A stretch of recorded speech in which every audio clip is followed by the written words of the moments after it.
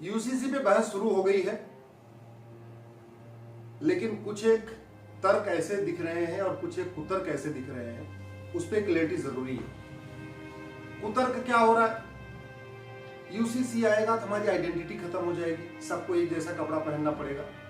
अरे भाई, ये यूनिफॉर्म सिविल कोड है, यूनिफॉर्म ड्रेस कोड नहीं है कि सबका एक जैसा कपड़ा हो जाएगा। कुछ लोग कह रहे हैं यूसीसी आएगा तो जो हमारी पर्सनल आइडेंटिटी है खत्म हो जाएगी। ये यूनिफॉर्म सिविल कोड है, यूनिफॉर्म आइडेंटिटी कोड नहीं है। कुछ लोग कह रहे हैं जी ये यूसीसी आएगा तो जो ट्राइबल्स हैं, आदिवासी हैं, उनके कस्टम का क्या होगा? अरे भैया, कस्टम उनके कोई फर्क नहीं पड़ेगा। ये यूनिफॉर्म कस्टम कोड नहीं है, यूनिफॉर्म सिविल कोड है। कुछ लोग कह रहे हैं जी हमारा जो ट्रेडिशन चलता रहता है, हमारे ट्रेडिशन अलग है, उनके ट्रेडिशन अलग है, सबका ट्रेडिशन एक हो जाएगा। नहीं होगा, क्योंकि ये यूनिफॉर्म ट्रेडिशन कोड नहीं है, यूनिफॉर्म सिविल कोड है। कुछ लोग कह रहे हैं जी हमारा पूजा पद्धति अलग है, सब उनकी पूजा पद्धति अलग है, फिर यूसीसी आएगा सबकी पूजा पद्धति एक हो जाएगी। नहीं, बिल्कुल नहीं होगी। ये यूनिफॉर्म सिविल कोड है, यूनिफॉर्म रिलीजियस कोड नहीं है। कुछ लोग कह रहे हैं कि ये आ जाएगा तो हमारी जो मान्यताएं खत्म हो जाएंगी। मान्यताएं खत्म नहीं होंगी, सब अपनी अपनी मान्यता को फॉलो करेंगे। हिंदू जिस तरीके से शादी विवाह करते हैं, 7 फेरे लेते हैं, लेते रहेंगे। मुस्लिम जैसे अपना निकाहनामा पढ़ते हैं, निकाहनामा उनका तैयार होता है, होता रहेगा। क्रिश्चियन जैसे अपना चर्च में मैरिज करते हैं, करते रहेंगे। सिख जैसे गुरुद्वारा जाते हैं, जाते रहेंगे। न किसी की पूजा पद्धति बदलेगी, न किसी का आइडेंटिटी बदलेगी, न किसी का ड्रेस बदलेगा, न किसी का कस्टम बदलेगा, न किसी का ट्रेडिशन बदलेगा। सब एज इट इज रहेगा। केवल सिविल राइट, देश की सभी बहन बेटियों के साथ जो भेदभाव हो रहा है वो खत्म हो जाएगा। इसके पक्ष में भी बड़े अच्छे अच्छे तर्क आ रहे हैं। कुछ लोग तो इस बात से खुश हैं कि अगर यूसीसी आएगा तो जैसे यूपी में बाबा की पुलिस बुलडोजर लेके घूम जाती है, ऐसे केरल की पुलिस भी बुलडोजर लेके घूमेगी, घर गिराएगी। नहीं, ये यूनिफॉर्म पुलिस कोड नहीं है, यूनिफॉर्म सिविल कोड है। आप चाहते हो कि पूरे देश की पुलिस वैसे ही काम करे जैसे यूपी में बाबा की पुलिस करती है, तो यूनिफॉर्म पुलिस कोड लागू करने की मांग करिए। कुछ लोग कह रहे हैं कि सबका टैक्स एक समान हो जाएगा। बिल्कुल नहीं, टैक्स जिसका अलग अलग है वो चलता रहेगा। टैक्स में जिसको छूट मिलती है मिलती रहेगी। नॉर्थ ईस्ट के राज्यों पे आज भी टैक्स नहीं लगता है, ट्राइबल्स के ऊपर टैक्स नहीं लगता, उनको छूट बरकरार रहेगी। आप चाहते हो कि अगर पूरे देश में सबके लिए एक समान टैक्स हो, या अगर आप ये भी चाहते हो कि नहीं ये इनकम टैक्स खत्म हो और ये खत्म हो, एक नया टैक्स आए, वन नेशन वन टैक्स आए, तो फिर आप यूनिफॉर्म टैक्स कोड की मांग करिए, one nation one tax code की मांग करिए। ये जो दुनिया भर की छूट चलती रही बंद हो और सिंपल सा बैंकिंग ट्रांजेक्शन टैक्स हो जाए। कुछ लोगों को लगता है अच्छा यूसीसी आएगा तो कोर्ट के मुकदमे जल्दी जल्दी डिसाइड हो जाएंगे। हाँ, फैमिली के मैटर जल्दी जल्दी डिसाइड हो जाएंगे, शादी विवाह के जो मैटर, बाकी क्रिमिनल मैटर जल्दी नहीं डिसाइड होंगे। अगर आप चाहते हैं कि कोर्ट में जल्दी जल्दी मैटर डिसाइड हो तो उसके लिए आप यूनिफॉर्म जुडिशियल कोड की मांग करिए। कुछ लोगों का कहना है कि घुसपैठ रुक जाएगी। नहीं भैया, घुसपैठ नहीं रुकेगी। घुसपैठ का यूसीसी से कोई लेना देना नहीं। अगर आप चाहते हैं घुसपैठ रुके तो आप one nation one penal code की मांग करिए, एक नया इंडियन पिनल कोड की मांग करिए जिसमें एक चैप्टर घुसपैठ पे भी होना चाहिए। कुछ लोगों को लगता है यूसीसी आएगा धर्मांतरण रुक जाएगा। नहीं, धर्मांतरण नहीं रुकेगा। धर्मांतरण रोकना चाहते हैं, एक one nation one penal code मांग करिए जिसमें एक चैप्टर धर्मांतरण के ऊपर भी। कुछ लोग कह रहे हैं अच्छा यूसीसी आएगा गौहत्या बंद हो जाएगी। नहीं, गौहत्या बिल्कुल नहीं बंद होगी। गौहत्या बंद कराना है, एक नया पिनल कोड की मांग करिए, one nation one penal code, उसमें एक चैप्टर गौहत्या पे भी हो। तो समर्थक भी ऐसे ऐसे कुतर्क कर रहे हैं और कुछ विरोधी ऐसे ऐसे कुतर्क कर रहे हैं जो मुझे लगता है यूसीसी से कोई लेना देना नहीं है। यूसीसी आने पे भी धर्मांतरण नहीं रुकेगा, जनसंख्या विस्फोट नहीं रुकेगा, घुसपैठ नहीं रुकेगी। उसके लिए तो one nation one penal code मांग चाहिए। पुलिस अच्छा काम करे उसके लिए आपको पुलिस रिफॉर्म करना पड़ेगा। कोर्ट अच्छी तरीके काम करे उसके लिए जुडिशियल रिफॉर्म करना पड़ेगा। टैक्स सबके लिए एक समान हो उसके लिए टैक्स रिफॉर्म करना पड़ेगा। कुछ लोग ये भी कह रहे हैं अच्छा भाई यूसीसी आएगा तो हमारा मदरसा बंद हो जाएगा। नहीं, मदरसा नहीं बंद होगा। मदरसा मिशनरी स्कूल जैसे हैं, चलते हैं, चलते रहेंगे। वो तब हो सकता है जब इस देश में one nation one education board बने, वन नेशन वन सिलेबस लागू हो और one nation one education code बने, यानी यूनिफॉर्म एजुकेशन कोड लागू हो, तब होगा। यूसीसी आने से केवल 10 चीजें होंगी और इन 10 चीजों में हिंदू को केवल 1 फायदा है, क्रिश्चियंस को केवल 2 फायदा है, पारसी को केवल 2 फायदा है और मुस्लिम बेटियों को 10 फायदा है। हिंदू में क्या होगा, लड़के लड़की की शादी की उम्र बराबर हो जाएगी, जो अभी 18 साल और 21 साल अलग अलग है, बस इतना सा अंतर आएगा। क्रिश्चियंस को क्या होगा, क्रिश्चियंस का होगा शादी की उम्र तो बराबर हो ही जाएगी, लेकिन एक फायदा और होगा, अभी जो उनका शादी का कूलिंग पीरियड है, तलाक लेने के लिए उनको 2 साल तक इंतजार करना पड़ता है, 2 साल इंतजार नहीं करना पड़ेगा। जैसे हिंदुओं में 6 महीने वेट करना पड़ता, वैसे क्रिश्चियंस का भी 6 महीने में हो जाएगा, उसको कूलिंग पीरियड कहते हैं, सबका एक समान हो जाएगा। पारसी को क्या होगा, पारसी बेटियों को वसीयत और विरासत का इक्वल राइट नहीं है, उनको भी मिल जाएगा, लेकिन जो सबसे ज्यादा फायदा होगा वो हमारी मुस्लिम बेटियों को होगा। शादी विवाह की उम्र अगर 18 हुई या 20 हुई तो अभी उनकी 9 साल चल रही है, यानी सबसे बड़ा फायदा किसको हुआ, मुस्लिम बेटियों को।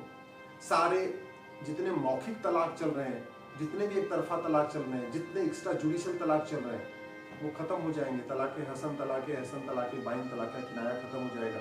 जो भी तलाक होगा वो कोर्ट के जरिए होगा, तो फायदा किसको हुआ, मुस्लिम बेटियों को। हिंदू, जैन, बौद्ध, सिख, पारसी, ईसाई में पहले ही कोर्ट के जरिए होगा। ग्राउंड्स ऑफ डिवोर्स सबका एक कॉमन हो जाएगा। अगर नपुंसकता के आधार पे होगा तो सबका होगा, बाचपन के आधार पे होगा सबका होगा, कोड होने के आधार पे होगा सबका होगा, तो फायदा किसको होगा, मुस्लिम बेटियों को। गुजारा भत्ता सबको मिलेगा, तो फायदा किसको हुआ, मुस्लिम बेटियों को, क्योंकि बाकी सबको मिलता है, मुस्लिम बेटियों को गुजारा भत्ता नहीं मिलता, केवल मेहर की रकम मिलती है, 10,000, 15,000, 20,000, 25,000 ऐसी मिलती है। बच्चा गोद लेने का अधिकार सबको मिल जाएगा, फायदा किसको हुआ, मुस्लिम बेटियों को। हिंदू, जैन, बौद्ध, सिख में गोद लेने का अधिकार है और गोद ले भी रहे। बहुत सारे लोग तो शादी विवाह नहीं करते, सीधे बच्चे गोद ले लेते हैं। कुछ दिन पहले आपने सुना होगा, सुष्मिता सेन ने भी बच्चा गोद ले लिया। तो राइट किसको मिला, मुस्लिम बेटियों को। बच्चे के भरण पोषण का अधिकार सबको मिल जाएगा, फायदा किसको हुआ, मुस्लिम बेटियों को, क्योंकि हिंदू, जैन, बौद्ध, सिख में भरण पोषण का अधिकार है। विरासत का एक समान अधिकार हो जाएगा और वसीयत का एक समान अधिकार हो जाएगा, यानी सक्सेशन और इनहेरिटेंस दोनों का इक्वल राइट हो जाएगा। तो हिंदू, जैन, बौद्ध, सिख में सक्सेशन, इनहेरिटेंस का इक्वल राइट है, विरासत और वसीयत का एक समान अधिकार है। किसको नहीं है, मुस्लिम बेटियों को। तो फायदा किसको हुआ, मुस्लिम बेटियों को। इसी तरीके एक पति एक पत्नी का नियम सब पे लागू हो जाएगा। हिंदू, जैन, बौद्ध, सिख में पहले लागू है, यूसीसी नहीं है तब भी लागू है, तो बेनिफिट किसको हुआ, मुस्लिम बेटियों को। 4 शादी से छुटकारा मिल जाएगा, फायदा किसको हुआ, मुस्लिम बेटियों को। इसी तरीके से माता पिता की देखभाल का अधिकार, पेरेंट्स केयर का राइट सबको मिल जाएगा। हिंदू, जैन, बौद्ध, सिख में पहले ही है, तो फायदा किसको मिला, मुस्लिम बेटियों को। इस तरीके से अगर आप इन टोटलिटी देखें, और मैं तो कहता हूं इसमें हम दो हमारे दो भी ऐड कर देना चाहिए। हम दो हमारे दो भी अगर जुड़ जाएगा इस इंडियन सिविल कोड में या कॉमन सिविल कोड में, तो सबसे ज्यादा फायदा किसको होगा जानते हैं, मुस्लिम बेटियों को ही होगा। क्योंकि हिंदुओं में, जैन में, बौद्ध और सिख में लगभग लोग, ज्यादातर लोग हम दो हमारे दो फॉलो कर रहे हैं। जो जनसंख्या विस्फोट से परेशान है हमारी मुस्लिम बेटियां ही हैं, उनकी सेहत खराब होती है। अब कभी किसी भी सरकारी हॉस्पिटल में एक बार सुबह जाके देखिए 9 बजे जब लाइन लगती है पर्चा बनवाने, आप देख के आपको पता चल जाएगा कि स्थिति क्या है। किसी भी गवर्नमेंट हॉस्पिटल में चले जाइए, अपने क्षेत्र में जाकर बार देखिए, सुबह 9 बजे देखिए जब पर्चा कट रहा है, या डॉक्टर के जहाँ क्लिनिक होता है उसके सामने देखिए जरा गवर्नमेंट हॉस्पिटल में सुबह भीड़ कैसी रहती है। तो यूसीसी का जो सबसे बेनिफिट मिलने वाला है हमारी मुस्लिम बेटियों को मिलने वाला है। अगर इस यूसीसी में पॉपुलेशन कंट्रोल ऐड हो गया तो फिर देश को भी फायदा है। हिंदुओं को कोई फायदा नहीं है, यूसीसी आए या ना आए। हिंदू हम दो हमारे दो फॉलो कर रहे हैं, यूसीसी आए या ना आए, फायदा होना है मुस्लिम बेटियों को। लेकिन दुर्भाग्य आप देखिए कि कुछ अपने आप को मुस्लिम कम्युनिटी का रहनुमा बताने वाले, personal law board, Jamiat Ulama Hind, MIM, OIC, ऐसे टाइप के लोग जो कहते हैं नहीं हम तो मुस्लिम है, हमारा ये है वो है, वही इसका विरोध कर रहे हैं। और सबसे इनका पाखंड आप देखिए, ब्याज लेना हराम है लेकिन ब्याज का विरोध नहीं करते, खुद का बैंक में खाता है, बाकायदा ब्याज लेते हैं। और हिंदुस्तान में 20 से 25 करोड़ खाता है मुस्लिम्स का, सब ब्याज ले रहे हैं, सेविंग बैंक अकाउंट है, जनधन अकाउंट है, सब है। और ये जो लोग विरोध कर रहे हैं इनका इनफैक्ट खुद भी ब्याज लेते हैं। विरोध क्या कर रहे हैं, जो चीज हराम है वो सबका समर्थन कर रहे हैं। मुफ्त में चीजें लेना हराम है। आयुष्मान कार्ड लेते हैं, हज पे जाते हैं, सब्सिडी लेते हैं, केंद्र सरकार की दुनिया भर की स्कीम चल रही है मुफ्त में, मुफ्त मकान, मुफ्त दुकान, मुफ्त राशन, मुफ्त फला फला फला फला वजीफा ले रहे, जबकि मुफ्त लेना तो हराम, ब्याज भी ले रहे। इसी तरीके से मजार पे जाना, दरगाह पे जाना हराम है, अरब में एक भी नहीं है। और ये जो लोग अपने आप को कह रहे हैं ये खुद भी जाते हैं। ला इलाहा इल्लल्लाह का मतलब अल्लाह के अलावा कोई इबादत के लायक नहीं है, अल्लाह के अलावा कोई इबादत के लायक नहीं है, तो मजार और दरगाह पे किसकी इबादत हो रही नहीं? मजार और दरगाह पे जाना हराम है, इसलिए अरब में एक भी नहीं है। लेकिन उस पर ये लोग बात नहीं करेंगे, यूसीसी की बात करेंगे। जहां बहन बेटियों पे कब्जा बनाए रखने की है, बहन बेटियों को दबा के रखने की है, वहां कहेंगे हमको शरिया चाहिए। चोरी करने पे हाथ काट लिया जाता है, उसकी मांग नहीं करेंगे कि हमको शरिया में हमें हाथ कटवाना है। आतंकवाद, अगर कोई आदमी आतंकवादी कोई बम फोड़े तो उसका विधान ये है कि जैसे उसने बम फोड़ा ऐसे उसके शरीर में बम बांधिए और फोड़ दीजिए, फोड़ा दीजिए। वो मांग नहीं करेंगे।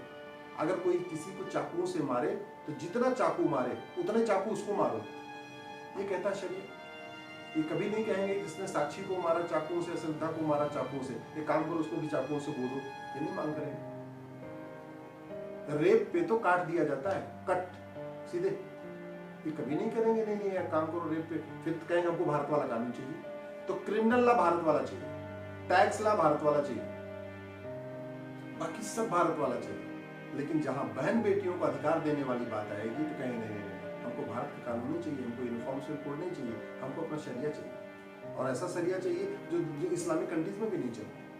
4 शादी कई सारे इस्लामिक कंट्री में बैन है, लेकिन करें भारत में हमको चाहिए। दुनिया के कई इस्लामिक कंट्री में हलाला बैन है, करें भारत में हमको चाहिए। दुनिया के कई इस्लामिक कंट्री में मुताह और मिस्यार बैन है, लेकिन कह रहे हैं हमको भारत में चाहिए। इनका पाखंड आप समझिए, इनके पाखंड को आप उजागर करिए। अगर आपको मेरी बात ठीक लगी है, इस वीडियो को कम से कम 10 लोगों को जरूर भेज दीजिए।